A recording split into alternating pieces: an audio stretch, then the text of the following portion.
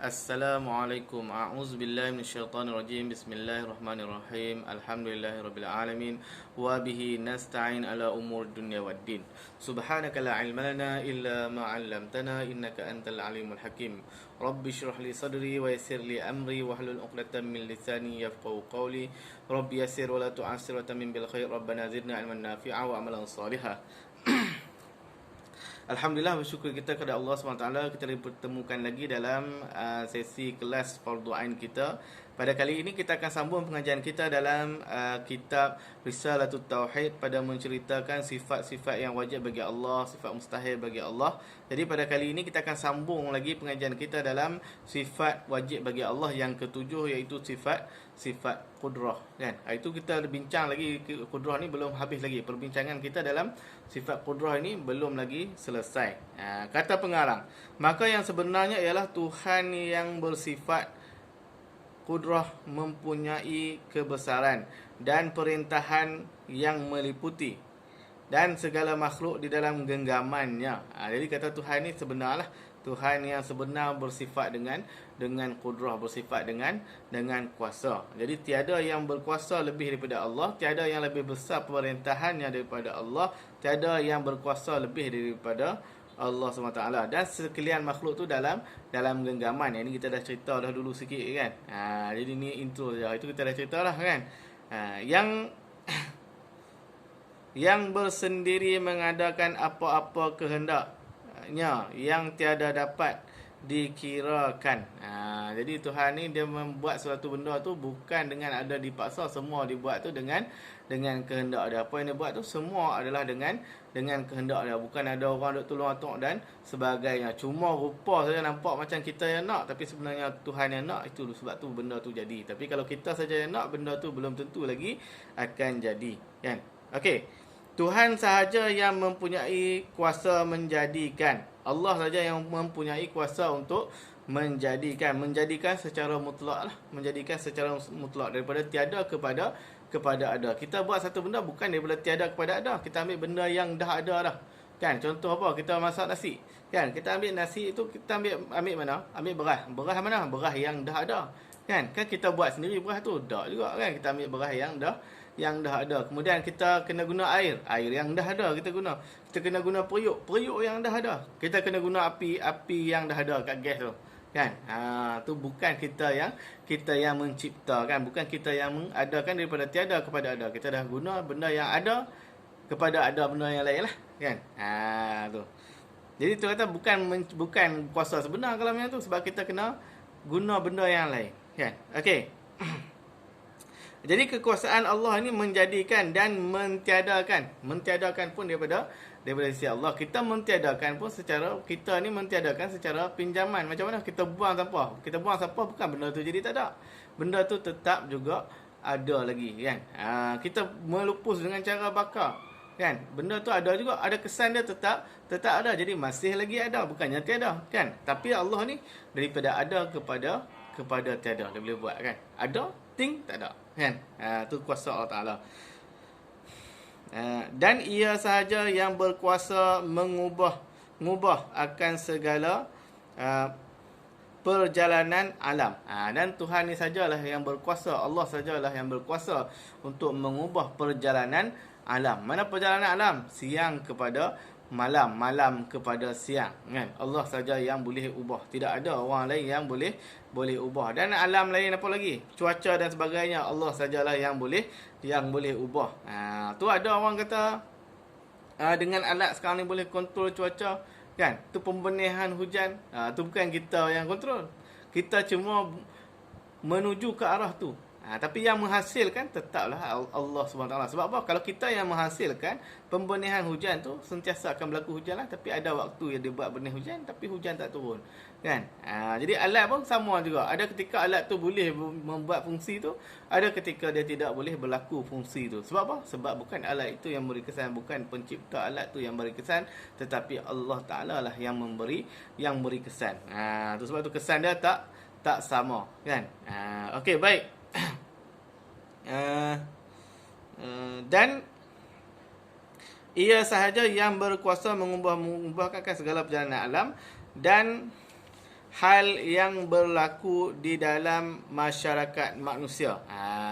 Allah sajalah yang boleh mengubah apa yang berlaku dalam masyarakat manusia sekalipun. Semua Allah saja yang boleh ubah. Kita tak boleh ubah. Kita cuma membuat pilihan saja. Buat pilihan pun, pilihan kita sebenarnya tergantung dengan kudrat Allah Taala juga, dengan takdir Allah juga, kan. Penentuan daripada Allah. Semua kita buat ni mengikut apa yang telah Allah tentukan. Kita cuma lalu saja kat situ, kan. Nak kira sebenar bukan kita, kan. Bukan kita yang buat, kan. Okey, baik.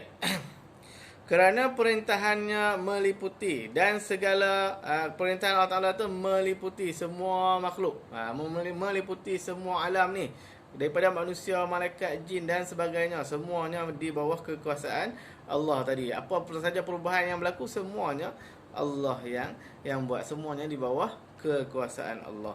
Dan sekalian makhluk di dalam genggamannya, sekalian makhluk kita ni, sekalian yang dijadikan ni di dalam genggamannya, dalam kekuasaan Allah tadi, kan. Dia nak buat macam mana, semua dalam kuasa dia lah. Sebab kata dalam genggaman ni maksudnya dalam kuasa, bukannya ada tangan dia genggam, kan.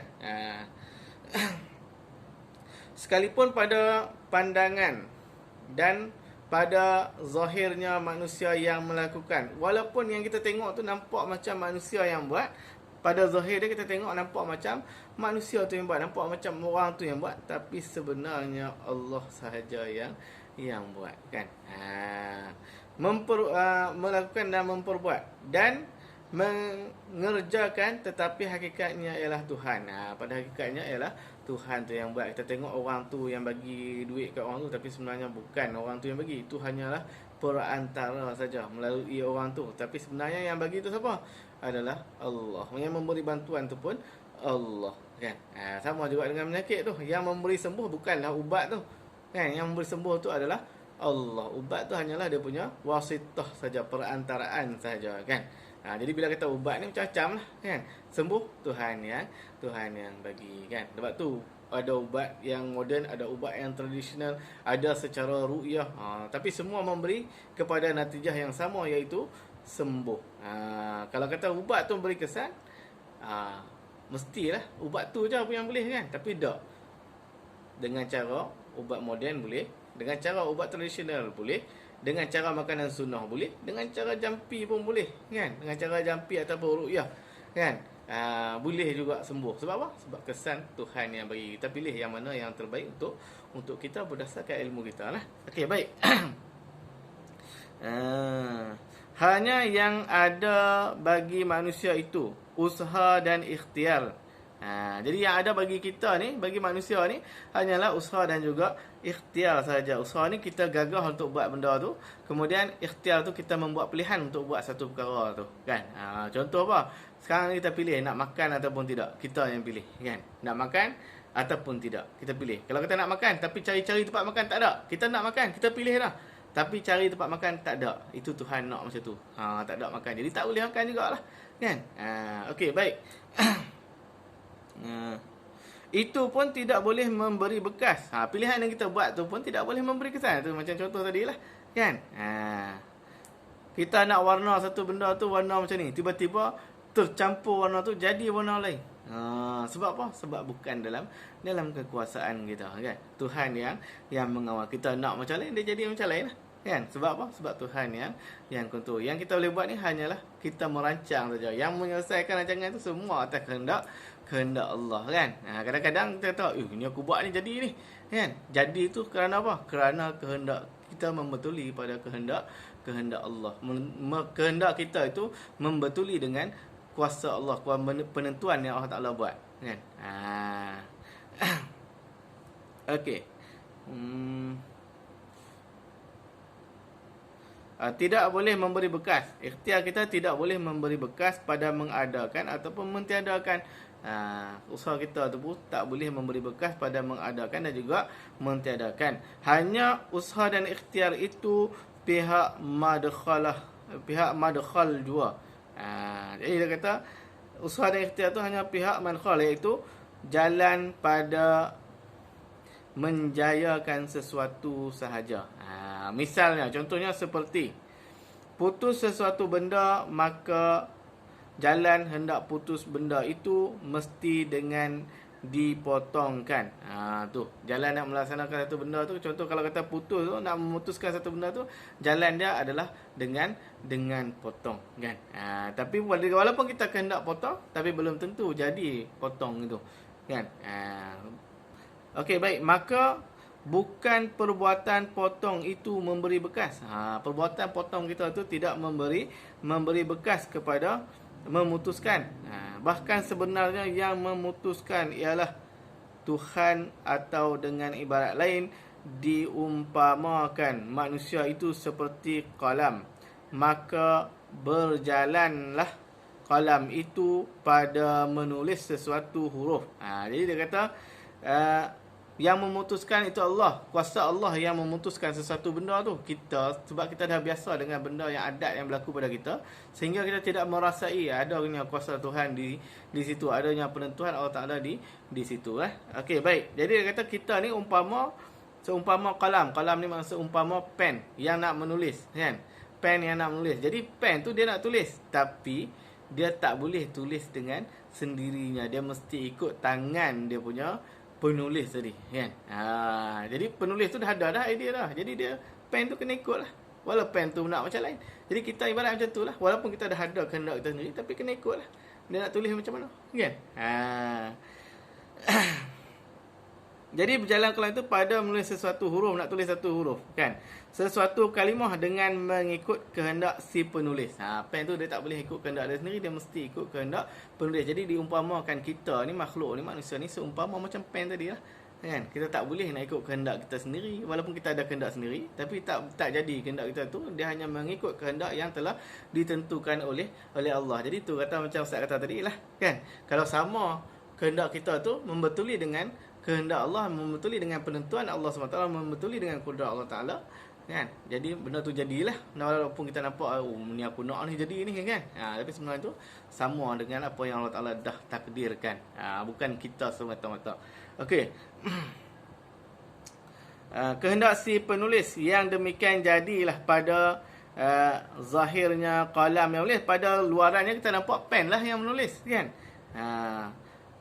Nampak macam pen tu yang tulis. Sebenarnya bukan pen yang tulis, tetapi penulis itu yang menulis. Jadi ibaratnya macam itulah. Adapun hakikatnya ialah mengikut kehendak tangan si penulis. Jadi pen pada hakikat luaran kita nampak macam pen tu yang menulis, tapi sebenarnya pen itu hanya mengikut tangan si penulis lah. Artinya penulis hakiki ialah Allah Ta'ala. Tu habis kat situ, kan. Penulis hakiki adalah Allah Ta'ala. Semua kita ni berjalan di atas takdir ataupun kekuasaan Allah Subhanahu wa Ta'ala. Jadi Ustaz ingat sekadar dulu kelas kita pada kali ini. Mudah-mudahan Allah Ta'ala panjangkan umur kita untuk kita sambung pengajian kita, insya-Allah. Wallahu alam. Assalamualaikum.